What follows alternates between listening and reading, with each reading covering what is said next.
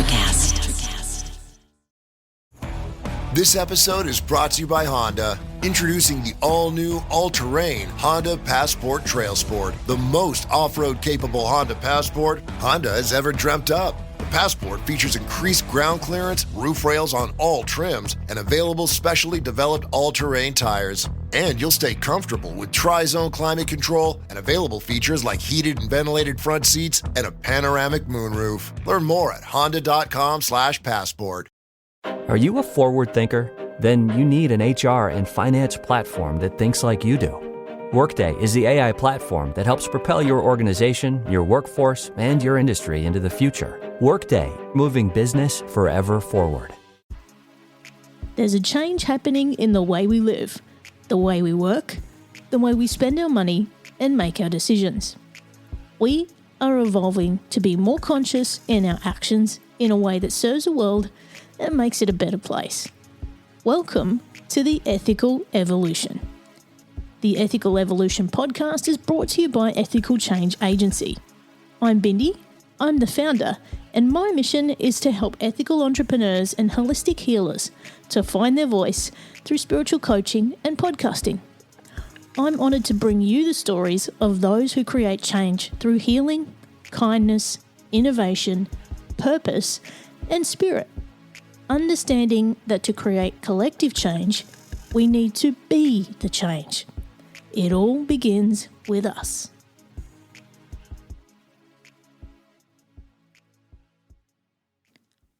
Hey, before we get into this episode, I just wanted to let you know that you can now grab my album of guided meditations. It's called Sourced by Spirit, and it's on all streaming platforms, including Spotify, Apple Music, Amazon, Tidal, YouTube Music, and many more. There's 11 guided meditations ranging from 4 minutes through to 10 minutes to help you reset your mind and your body at any time.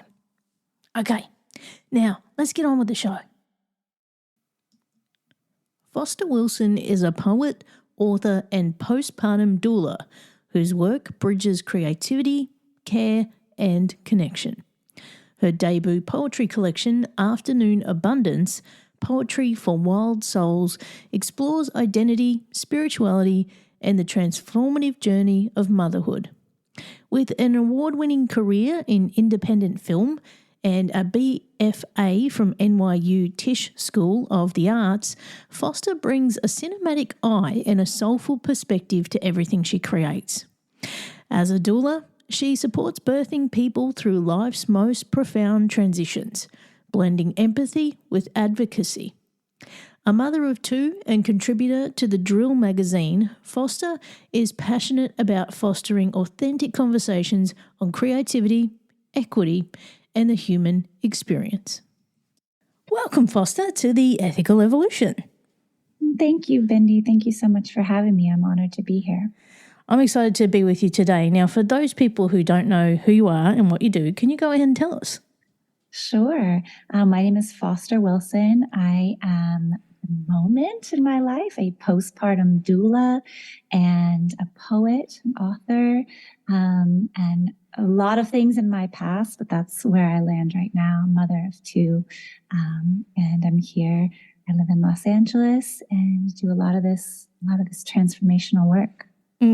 Now, just for those people that don't know, you also had a background in the film industry, so it kind of influences a little bit of what you do and create now. Do you want to share a little bit with us about that? Yeah, absolutely. Yeah, I've been in the film industry for, since I was 10. I started as an actor. So I was an actor for many years. I went to college at NYU for acting, and then pursuing acting was always my dream. And then I pivoted after a transformational loss in my early 30s to directing, and stepped behind the camera and sort of used my background as an actor and as a photographer as well to kind of create a cinematic visual. And I always found my strength was really in working with people. So working with actors, understanding their language, coming from that, I felt much more comfortable on the other side of the camera. And I worked in indie film, directing mostly, producing as well. And now I find myself in a different phase of life, which we can get into. But that shaped the majority of my 20s and 30s. Now, you touched on a loss that you had there. Mm-hmm. Do you want to take us there? Sure. Yeah. So painting the picture, I'm like in my late 20s, married, and I have a toddler who's about 2.5 at the time, and my husband at the time and I became pregnant with our second, and we were very intentionally wanted that child and very excited, and we were under a midwifery model of care, which we had been with our first as well. So it wasn't until about the 20-week anatomy scan that we had our first ultrasound. Everything had been going very smoothly. And in this anatomy scan, the technician, I kind of went in feeling off, like something bad was going to happen. But also that could just be anxiety. I don't know.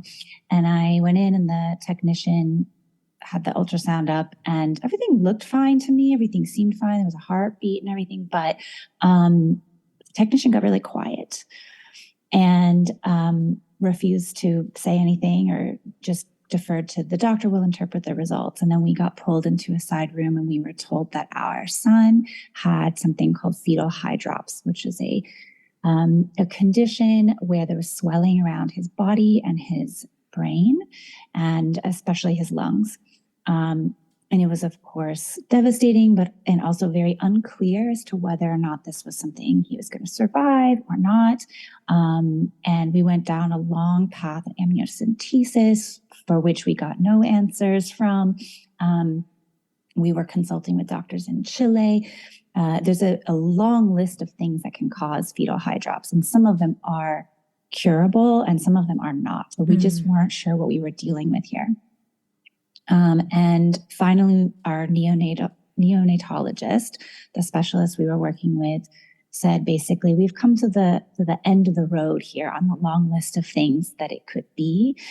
It's none of these things, and everything that's left does not have any quality of life. So basically, this baby is not going to be viable. And we were faced with the decision of carrying this baby as long as he wanted to live and having him pass on his own terms, or potentially after birth, the diagnosis was maybe he would live 1 to 2 weeks. His lungs were not going to develop because of the swelling. And, or we had the option to terminate the pregnancy. And at this point, I was 6 months pregnant. And it's my second baby. So I'm very big, as can happen with a second baby. So it was very far along. We are fortunate enough to live in California. This was also 9 years ago. So at the time, we had no issues getting the termination and being able to do it through insurance and at a hospital and under safe conditions. But in another state in the US, or another state, especially now, would have been very difficult to have this medical termination. It was a fatal diagnosis. So we were able to go through the hospital system and had a termination and then a delivery in the hospital, the labor and delivery ward. So we were able to hold our son for a few hours. He had already passed.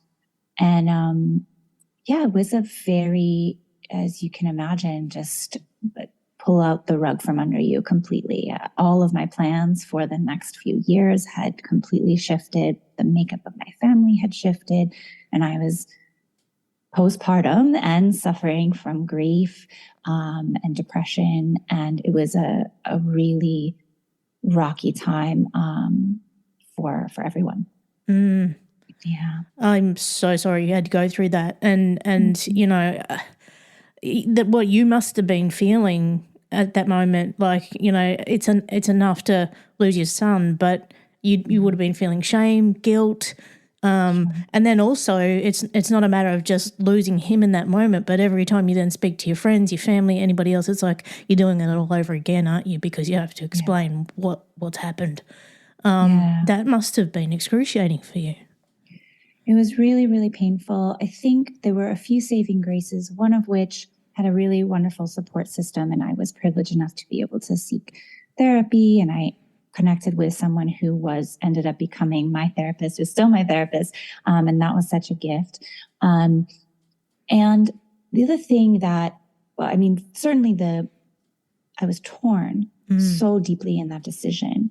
I remember thinking, I just wish he would go on his own. Even after we made the decision, before it happened, I just prayed that he had already gone so that it wasn't in my hands. I felt like I was playing God, and I did not want any part of that.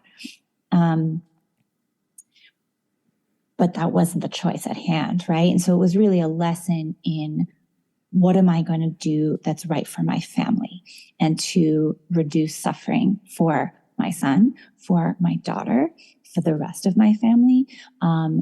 The prognosis to go forward was dangerous for myself as well. I really felt like this was a choice that I was backed into a corner to have to make this choice. But there was a strange kind of like power of self that came about in that moment. Where I do get to make the decisions in my life, and I do get to carry them through. There's a big shift in identity. I never saw myself as someone who would become a mother who lost, right? Who does? Who thinks that? And I had been given an identity that I didn't ask for, that I struggled with. But then this blessing of having been so far along at the time, and showing, and everyone knew that I was expecting, I made this choice to become very vocal about what was happening. I felt like if I didn't tell people and it sort of trickled out, that there might be these situations where I'd run into somebody at the grocery store and they'd see me not pregnant and they'd go, "Where's your baby?" And that would be hard for me, and it would be really difficult for that person. And I did not want to keep putting people in that position. So my kid's father and I drafted an email. We sent it to everyone that was in our immediate friends and family. I started being vocal on social media. I sent out a card to everybody of a birth announcement, a birth and death announcement, saying his name, which is Wild with an E, and that he was set free on this date. And that was part of my processing and part of how I started to kind of include his name in what was to become the life after that loss, and to keep seeing his ripple effects in the world. And the incredible thing about doing that is that everybody came out of the woodwork to tell me their story of miscarriage, of loss, of infertility, and a lot of the early losses and miscarriage and infertility is an ongoing loss. It's loss after loss after loss, a lot of that is kept quiet, sometimes because of shame, sometimes because of privacy. And, you have the choice to keep that private. I didn't feel like I had that choice. And so in this way, it was actually a gift in the end to everybody. It's making me. It makes me think that was kind of his purpose in coming to you, and to make that difference in your life and everyone around you. And I commend you for the courage to actually be vocal about it and be proactive about it when most people would hide in the shadows and the shame of it.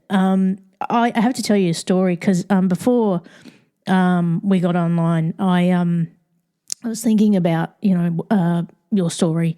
And the last couple of years I've been a judge for the Australian Podcast Awards. And last year I had the category of parenting. And I'm not a parent, but I had to listen to, I think it was about 15 different episodes that focused around parenting. Majority of them were women that were in these podcasts, but I actually felt quite traumatized after I listened to these, because there was so many stories of women that I've not shared, like the trauma that they go through in childbirth, the things you're not told, the things that just go and happen in silence, nobody talks about. And these women hold that trauma. And if you don't talk about it, it stays with you. And I think telling your story, it gets easier the more you tell it. And like you found, the more you tell people, they've got the same story too, or something very similar. And this is where that connectedness and that shared, not trauma, but it's almost our shared struggle is how we come together. And I think, there's so much of this goes on, and the more we talk about it, the easier it gets, and the more we normalise it, it's going to make life easier for women. Yeah, no, I totally agree. I mean, every single birth story is unique and different and involves grief in some way. We're losing a part of ourselves to become a mother. And I think there's something about in this healing process for me, the only way I can describe it is I touched a darkness in myself that I didn't know existed. Like I thought my bottom was about here, chest level. And when I went through this, I went so deep into my body and my soul, my system, that I was touching things that I didn't know were there, and they had always been there. And that now allows me to connect with anyone else's darkness, no matter what it is, birth or not, having to do with children, parenting or not. We all have grief. We all have pain and loss and suffering that I now feel like I can hold space for from a rooted, grounded place, because I have touched my own darkness in that space. And on the other side, come out of it, flourishing and growing because my roots are so much deeper. But yes, that is a way that I can connect with others for sure. And I love that you mentioned, that you're rooted in your strength now, because if you're not, you're just trauma shedding, aren't you? You're just piling on, and nobody needs that. So with the shift that you've now made in being a postpartum doula, how do you help women in giving birth and also in grief and loss? Yeah, I mean, so I studied to be a full spectrum doula, which means I studied birth, postpartum, abortion, and loss. So I'm certified in all of that, but I think everybody's sort of pulled to something in particular. And I thought I was going to be a birth doula. And then when I was training, I was so magnetically pulled to the postpartum experience, to the afterbirth. I think there is a lot of misunderstanding about this time. I've seen a lot of my friends get left behind in postpartum. There's a beautiful analogy of the wedding is to the birth as postpartum is to the marriage. So we get all excited about this birth and prep and now, have a birth plan. And we forget to plan for the postpartum period. So I work with new families right after that very eventful birth. No matter how it goes, it is eventful. And sadly, there often is big T and small t traumas in birth. Where in the medical system, there are things that happen. There's things that go not according to plan. Maybe your baby has a different plan. Maybe the universe has a different plan for you. Maybe something goes against your will. There's a whole lot of unexpected things that happen in birth. And so I work with families right after that, the first 6 to 8 weeks after birth. And a lot of what I'm doing is holding that emotional space. So I have to really build trust with my clients, that they feel that they can share with me, process their birth story, maybe several times, maybe privately to themselves in a journal, maybe out loud to me, maybe just with their partner. I'm there with them in the thick of all of the recovery. And it is nonlinear, this healing process. And after giving birth vaginally or via cesarean, there is all this healing that has to take place. So I'm kind of in the trenches with folks and nourishing them and nurturing them as they're caring for this new baby, but we're on the ride together. And I'm kind of hoping to ground them a little bit in like, yes, this is really hard and what you're doing is real and it's very difficult and you've been thrown into survival mode here. And how do we kind of navigate through that and come out on the other side? And, speaking of resilience and strength, when you think about it, right, so a woman gives birth, whichever way she delivers, and her recovery period, she's not only trying to heal and recover herself, but she's also trying to look after a brand new baby who may have health problems, may not, might be nice and healthy. Those things aren't quiet. They take constant care, so you're trying to heal yourself and also grow a new child at the same time. Like, that is a full-time juggle, and guess what gets put on the back burner? The mum, right? Everything. Every time. Everything. Yeah. How can we change that? Well, I think there needs to be a lot of light shown on the postpartum period, on a small level, on a global level, on a national level. We, both parents, if it's a partnered situation, if it's a 2-parent household, both parents need ample time. I think our time off here is a little different than maybe in Australia. But we in the United States, we have no paid maternity leave on a national level. And not to mention paternity leave or partner leave. So there needs to be just a really big focus on, this is a huge transformation. There needs to be time to rest, recover, and heal. And there needs to be a great deal of community support. I am someone who comes in and supports the mother. My job is to nurture the new mother, the new parent, whoever just gave birth. But that it's a village. I mean, we've sort of lost sight of the village at this point. So this means trusted friends and family, supporting this family for months. I would like, sometimes people come for a visit. They, can I hold the baby? And then they leave, and that's kind of it. And I would ask new parents to really enlist their community, the people they trust. Maybe that is their parents or aunts and uncles, but maybe they live far away from, or maybe they don't have a trusting relationship with their family. We don't know what kind of wounding has come from their immediate family. So really look at who in your circle do you feel safe with? Do you feel nurtured by? Do you feel like they can be in your home and you don't have to take care of them? Because you need to be taken care of. And that goes for the partner as well. They are sleep deprived. They are holding up all of the other pieces of the family. And if there's an older sibling, there's even more support needed. So I think we really just underestimate that amount of community support. Yeah, and like you said, there's so many elements to it depending on your situation, and also if you and your partner aren't in a good place either, that can be tricky. If they're not helping, that can be really difficult.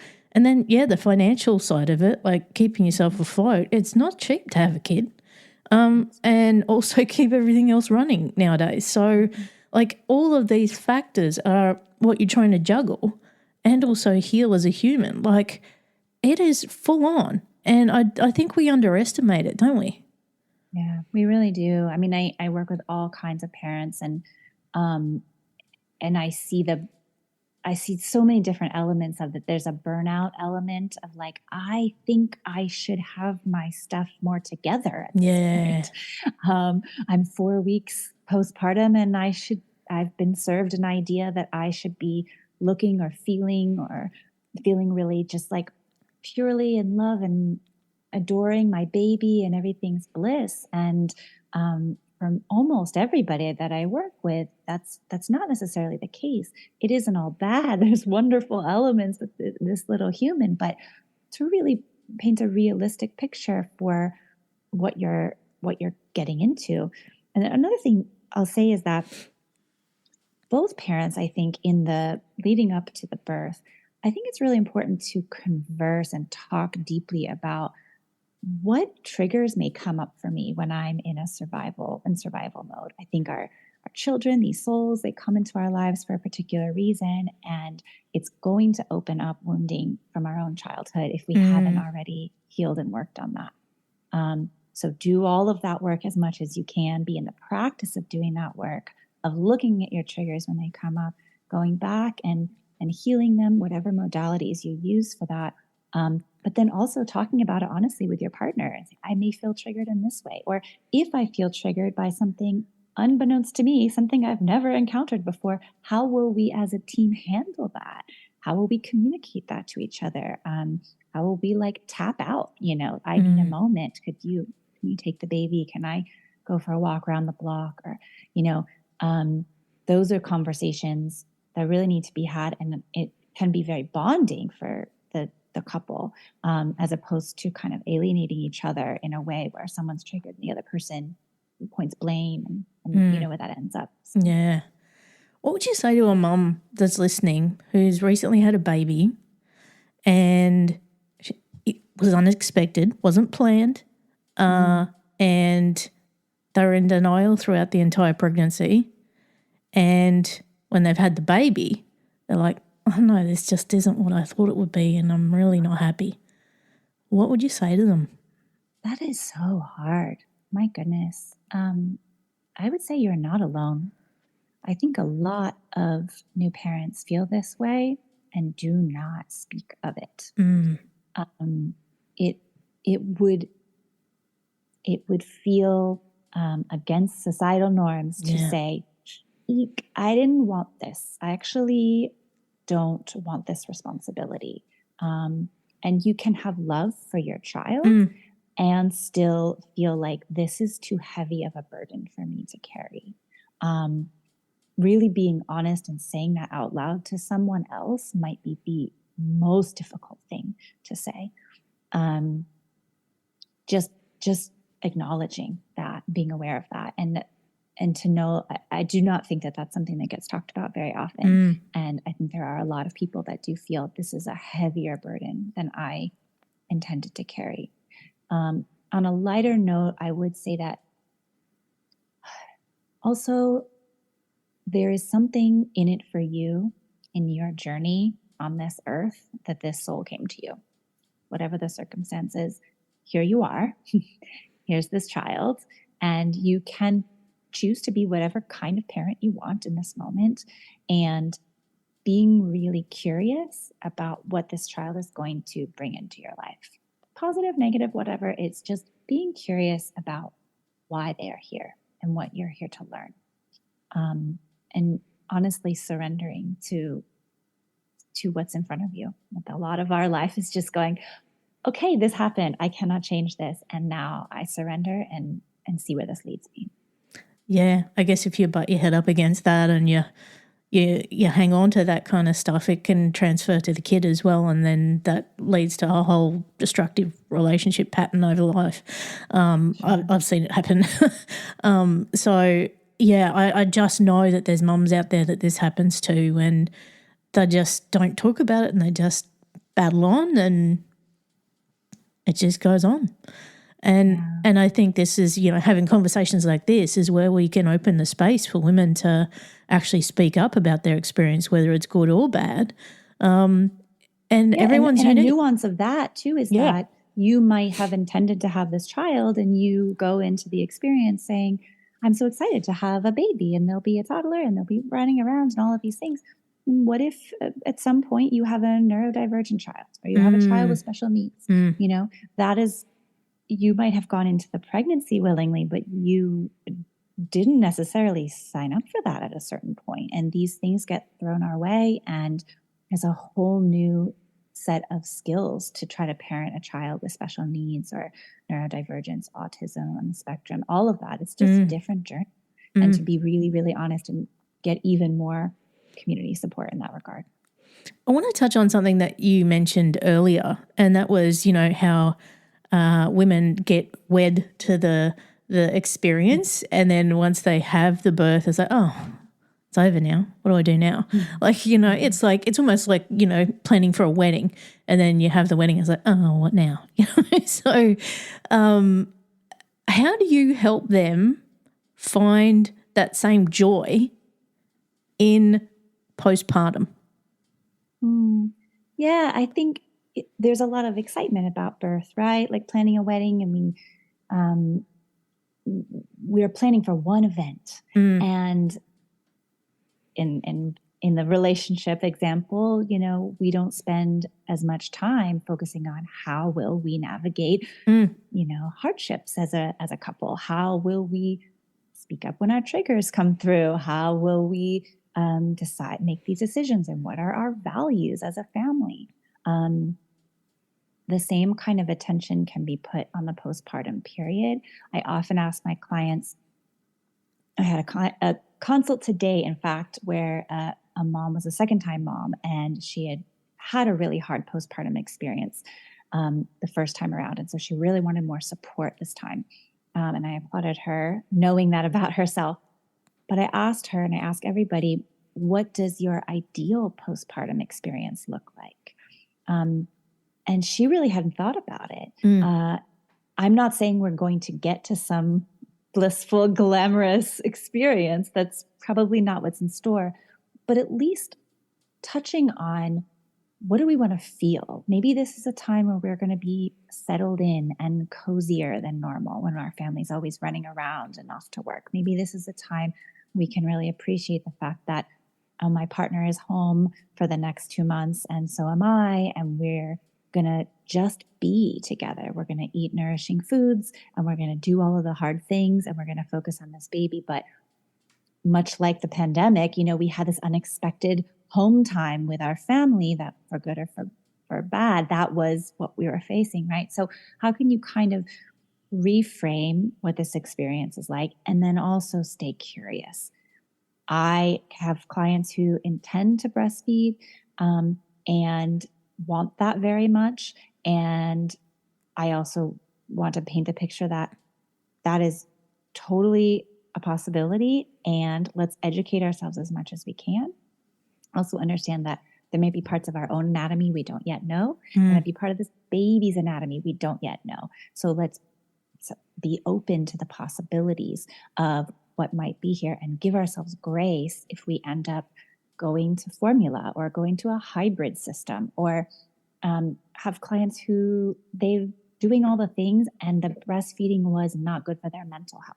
Let's listen to that intuitive piece, because if we don't have a healthy parent, we don't have a healthy household, right? So her mental health is incredibly important. There's so many pieces that play, right? So we stay open and curious. We can kind of navigate those as they come through.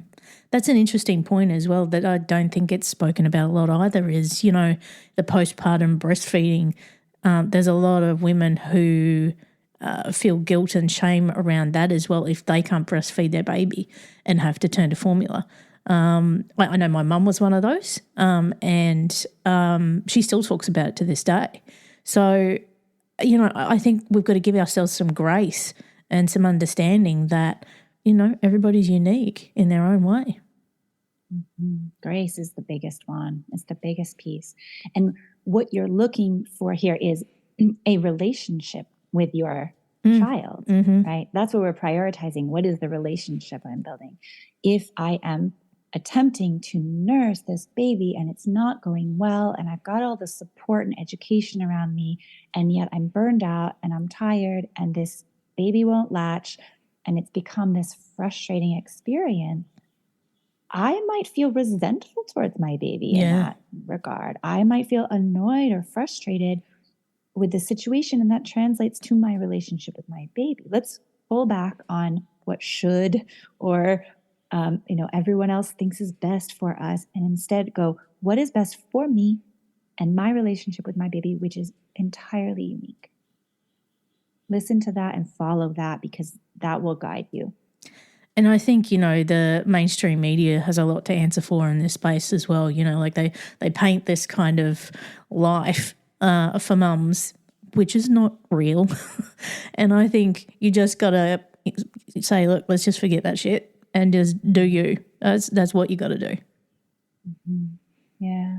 There's a interesting piece to bring into the fold, which is, what does our family value? And what will our family value going forward together? And those are things you can decide together. And if a calm, happy, mentally healthy household is what we're after, there's many ways to get there.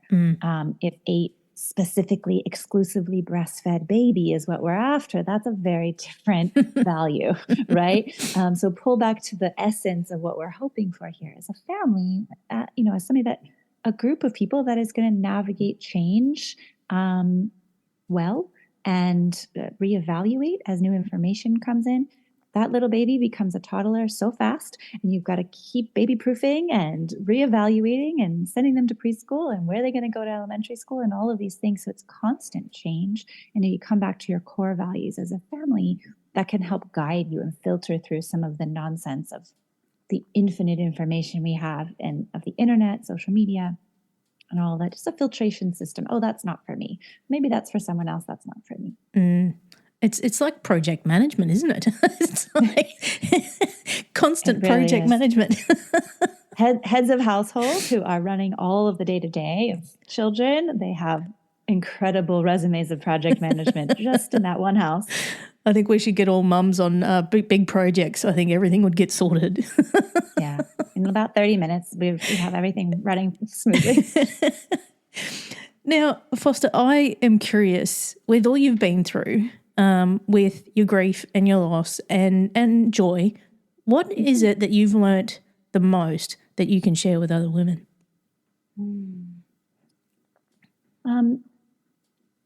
I think it really comes back to that piece of surrender.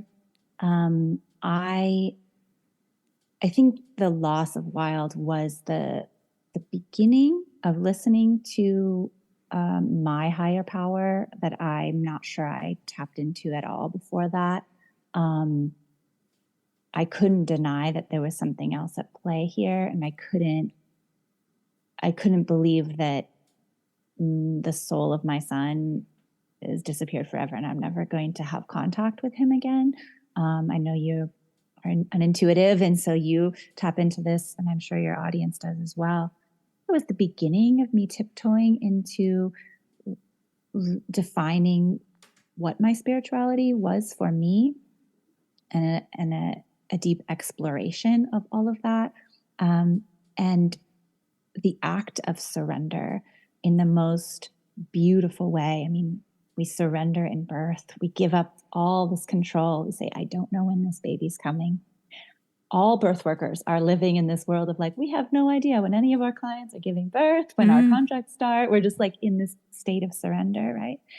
And I don't know what's in store for me on this birth. I don't know what's in store for me with this baby that's coming through. The quicker we can sort of release and give that up to the higher power and just be ready to receive whatever's next, I think it really does reduce the amount of suffering. And we've eliminated the resistance to whatever emotion and pain is going on. We just eliminate the resistance to it, and that suffering is lessened. And just touching on that surrender, I mean, you're also surrendering your body as well, aren't you? Like, it's no longer yours. Absolutely. In birth, we talk about riding those waves, because that they're moving through you. You know, it is, if you've ever watched a birth on YouTube or social media now, the beauty, we can just have access to these visuals. But if you've ever watched a woman in labor, especially if she's given the freedom that her body needs in perhaps a home birth or a birthing center situation, sometimes more free, sometimes at a hospital, it's a miracle of a thing to watch. I mean, she's not even there in some respect, right? There's a force moving through her. And it is a true act of surrender. It begins there, you know. It's an absolute miracle, isn't it? Like, it just blows my mind that this happens every day and we don't talk about it. Right. Now, Foster, you also do poetry. Yeah. Tell us about that. Sure. Yeah. So I started writing poetry a couple of years ago, really only for myself. I'm in the process of discovering my voice, truly.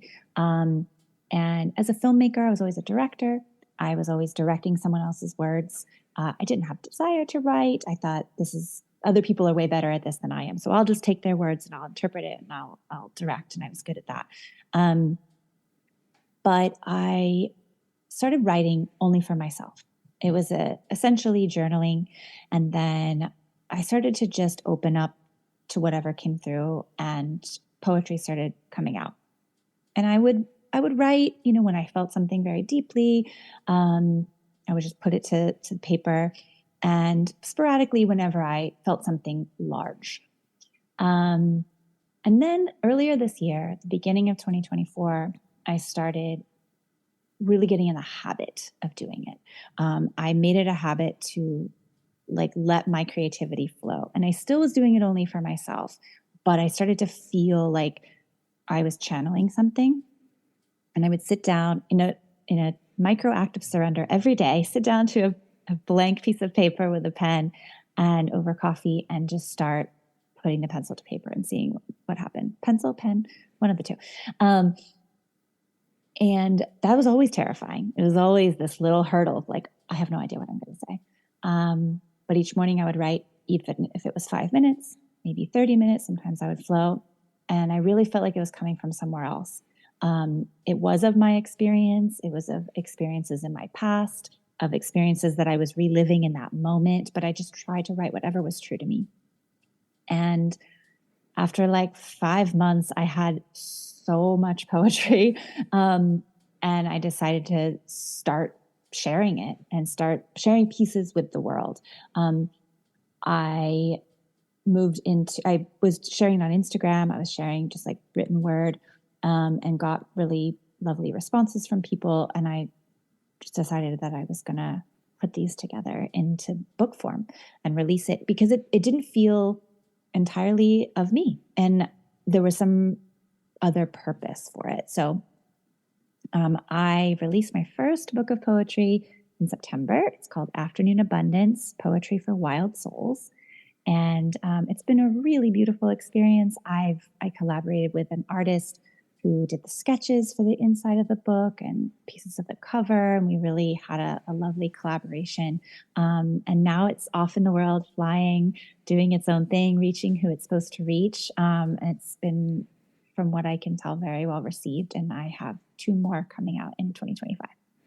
I love it. I love it. And I love that you mentioned Wild Souls there, because I can feel him through that. I really can. You. Yeah. Thank you. There was something I also read, I think, in your bio, and it reminded me, this is going to sound like a shameless plug. It's not meant to be. It's just really this resonance. I read something about coming out of the darkness and into the light. I have an album coming out next month called Luminescent, which is all about coming out of the darkness and into the light. And it really resonated with me, your story and this album. And I was just like, look at that. So, oh my gosh. Yeah, very cool. Congratulations. Yeah. I mean, the metaphor of darkness and light and the yin and the yang of it all is something I will always find meaning in. And I think we're in a cycle, right? Everything in nature is of a cycle. We've got our menstrual cycles, and we've got the moon cycles, and this, spring, summer, fall, winter, where the earth is rotating, all of these cycles. And so we cycle through darkness and light as well. And in our darkest days, remembering that there is light on the other side. And the more life you've lived, the more you know that is true. Your trust muscle really strengthens in that, and going, I've been through these dark things before. I know I will again. And the light always comes. Not to focus on only light, but that there's darkness within that as well. And I think bringing our shadow selves into the light is something that I'm really intrigued by. I do a lot of that in the book too, where I like to explore a shadowy side of myself that I want to hide away. And I just kind of bring it forward and ask the question of, what if this part of me could be integrated into the world? What if this part of me wasn't in charge, but was around here in this space? And I said, yes, you can be here too. Sit down, have a seat. You can be at the table with us. Yeah, and it's all about contrast too. Like, you can't have one without the other. And yeah, it just really, resonated with me. So I just had to share that. But congratulations. That's really exciting. Thank you. Now, is that an album of meditations? This one's not meditations. My last one was meditations. This one is an instrumental one that I've been working on for the last 3 years. So as a music producer, I've put this together and each one has got its own little story. So that's the story behind it. That's beautiful. So I'm really excited about it. I can't wait to tell everybody. And I've shared little bits and people are like, where can I get this? I was like, just wait. Just wait. Patience is a virtue. Yeah. So, I can't wait for everybody to get their hands on that. Now, Foster, this isn't about me. It's about you. If people want to find out more about you and get in touch, where can they go? Yeah, you can go to my website, which is fosterwilson.com. My books are on there. Of course, the books are also available on Amazon, Barnes & Noble, most online retailers, and everything. So you can sign up for my newsletter, any other podcasts that I'm going to be on, kind of notify people as well. And then, of course, LA locals, I do have my doula services on there as well. But that's the best place. You can reach out to me directly, email me, and I'd love to have a conversation. Amazing. Now, I've got the last big question for you. What's the change you'd like to see in the world and how can we bring it to life?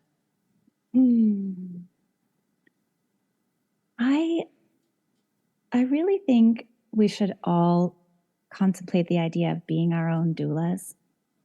How can you be a doula to yourself? I have heard commonly when I describe what I do as physical and emotional support to my clients, heard somebody who doesn't have children say, how can I just get one of you, like, for my life? And I think that's a really interesting idea. But I wonder if you can give that to yourself and be your own nurturing, restorative, calm place for you. Because that's, in the end, that's all you have, right? So trying to tap into that, where do you find that within yourself? And how do you give yourself that grace, that rest and recovery when you need it? And I would love for everybody to be like tapping themselves on the back and saying, you're doing a great job. You're doing really hard things and you're making it through. And this isn't easy. You're doing amazing. And if you had your own inner doula, I think that would really change the world. I love that. I also love the comment on where can I find one of you for me. It's a very LA comment, by the way. It's true. It's true. I hear it quite often. You'd be surprised. And look, underneath all that, we're so good at bad self-talk, and I think the more we can be conscious of that and just stop and say, hey, you know what? I'm going to give you the space to just be, and, just everything's going to be okay. Don't think about the hard stuff. You got this. Whatever happens, this is temporary. It's going to be fine. I keep getting this message lately that it's only temporary. This will move on. If you can remember that, like, you'll get through anything, really. You will. Yeah. Our brain thinks it's permanent, but it's not. Everything is evolving and changing right before our eyes. And we're meaning makers. So just be careful on what meaning you give things, because this is only temporary for all of us. Well said. Foster, you have been an absolute joy. Thank you so much for being a part of the Ethical Evolution. Thank you, Bendy. Thanks for having me. Thanks for listening to the Ethical Evolution podcast. If you're ready to be the change and would love to work with me on finding your voice through spiritual coaching or creating your own podcast with impact, visit ethicalchangeagency.com. If you're enjoying the show, please subscribe to the YouTube channel. It's growing every day with great content and highlights you may not have heard on the podcast. In addition, please subscribe to the podcast on Spotify or Apple, and why not leave a 5-star review? If you're not following me on social media, you can find me at Ethical Change Agency on Instagram, LinkedIn, Facebook and YouTube, and at DJ Bindi on TikTok and Instagram.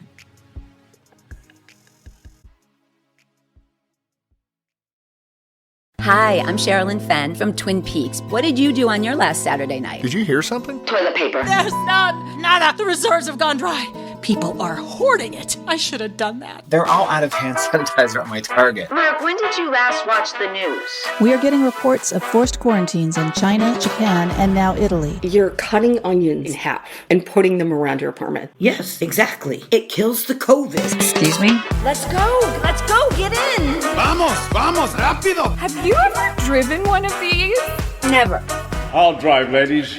I've got the keys. Excuse me, I'm lost. I'm looking for my wife. I got turned around. Join me, Eric Roberts, Jennifer Elise Cox, and Ed Asner for The Last Saturday Night, an Electrocast podcast. You'll love it. Electrocast. Electrocast.